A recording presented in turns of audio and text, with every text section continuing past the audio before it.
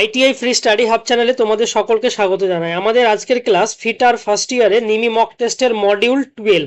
এই মডিউল 12 যে আছে, এই মডিউল 12-এ আমাদের যে চ্যাপ্টার পড়ছে সেই চ্যাপ্টারের নাম হচ্ছে লেদ মেশিন। তো তোমরা যখন এই নিমি মক টেস্টে যাবে বা মক টেস্ট যখন দেবে, আমাদের এই যে পিডিএফ আছে, এই পিডিএফ তুমি যদি পড়ার পরে যখন মক টেস্ট দেবে, দেখবে ম্যাক্সিমাম এমসিকিউ কোশ্চেন কিন্তু এখান থেকে আছে, হয়তো একটা দুটো কোশ্চেন ডিফারেন্স থাকবে। তো তোমাদের যে ফাইনাল যে এক্সাম আছে, তোমাদের কিন্তু নিমি মক টেস্টের উপরেই হয়ে থাকে। তো তোমাদের টোটাল আমাদের আজকের যে চ্যাপ্টার আছে লেদ মেশিন, তোমরা অনেকেই জানো যে লেদ মেশিন জব করেছো বা সবাই এক্সাইটেড থাকে লেদ মেশিন কবে ক্লাস হবে বা লেদ মেশিনের ক্লাসগুলো কবে হবে বা কি কি পার্ট থাকে। তো এই যে টোটাল যখন আমরা দেখবে কলেজে যাই বা আজকে লেদ মেশিনের ক্লাস হবে বা লেদ মেশিনে কি কি আছে, আমরা কিন্তু লেদ মেশিনটাই প্রায়োরিটি দিই যে লেদ মেশিন আছে, লেদ মেশিন ভালোভাবে শিখতে হবে বা লেদ মেশিনের প্রত্যেকটা পার্ট সম্পর্কে জানতে হবে। তো আমাদের আজকে টোটাল যে ক্লাস আছে, টোটাল আমাদের এই লেদ মেশিনের উপরেই ক্লাস, তো আমরা আজকে সেটা দেখবো ভালোভাবে।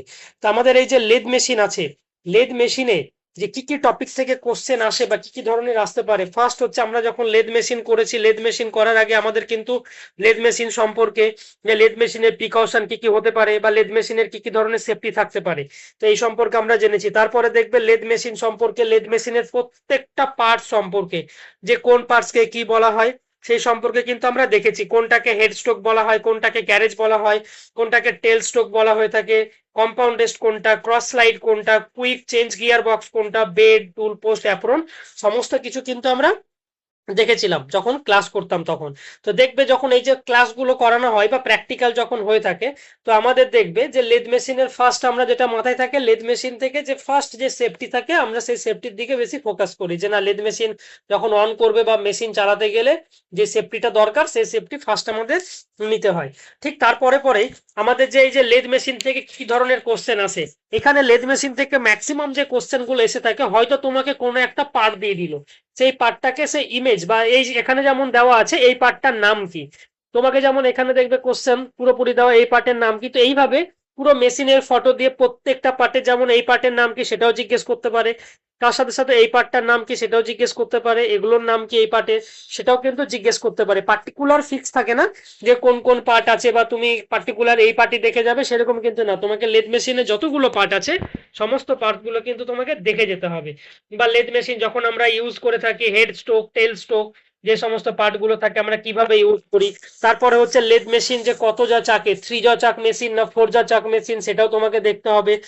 তারপরে পরে দেখবে যে আমাদের টোটাল যে টুল পোস্ট থাকে সেই টুল পোস্টটা কি, তার সাথে সাথে যে ফিড দেওয়া কি বা ফিড যখন আমরা কখন জব বা যখন কোনো জব বা অপারেশন যখন করি সেই সময় যে ফিড থাকে সেই ফিড কি।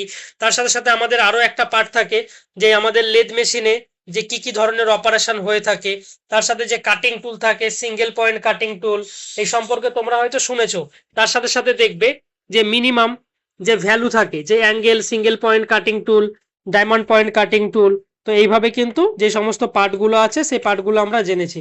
ঠিক একই সাথে সাথে দেখবে যে আমাদের লুব্রিক্যান্ট লুব্রিক্যান্ট বলে একটা পার্ট থাকে, যে যখন আমরা লেদ মেশিন ইউজ করি বা লেদ মেশিন ইউজ করার সময় কি কি ধরনের আমরা লুব্রিক্যান্ট ইউজ করে থাকি বা কেন ইউজ করব, এই সমস্ত কিছু কিন্তু আমরা লেদ মেশিন করার সময় দেখেছি।